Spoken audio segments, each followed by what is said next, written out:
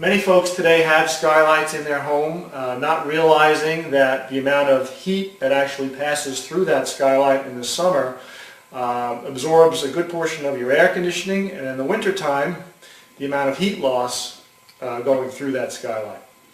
By purchasing a skylight shade, you can eliminate or insulate that skylight to eliminate that heat loss in the winter and eliminate that loss of air conditioning in the summertime by simply adding a skylight shade. And if you're unsure of whether or not you need a skylight shade, take a little walk up a ladder one day in the middle of the summertime, up close to the skylight, spend about 2 minutes up there, and I'm sure that'll convince you. Anyway, what I'd like to do is show you how to measure for a skylight shade if you should decide that you need one in your skylight.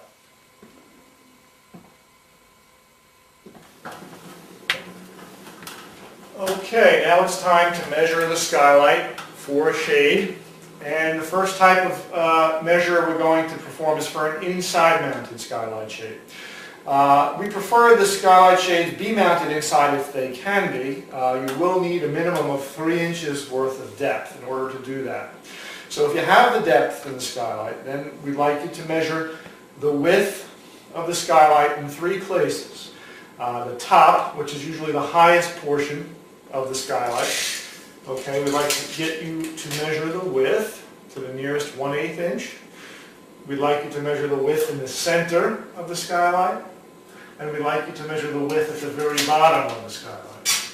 Once you have those 3 measurements, you can provide us with the smallest of those 3 measurements rounded down to the nearest 1/8 of an inch.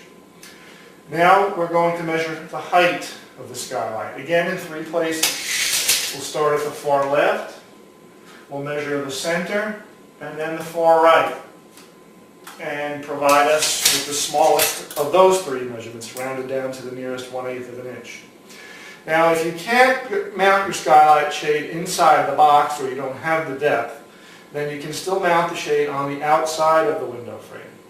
In that case, what we'd like to do is for you to take that width measurement and add an additional 3 inches to that. What that'll do is give you 1.5 inches overlap on each side. Again, we'll do the same thing for the height. We'll measure the height and we'll add an additional 3 inches to the height, which will give you a little bit of an overlap on top and bottom. That way you can mount your skylight to the outside of the frame. And the next thing you'll do is choose your options, what type of options you'll require for the skylight shade.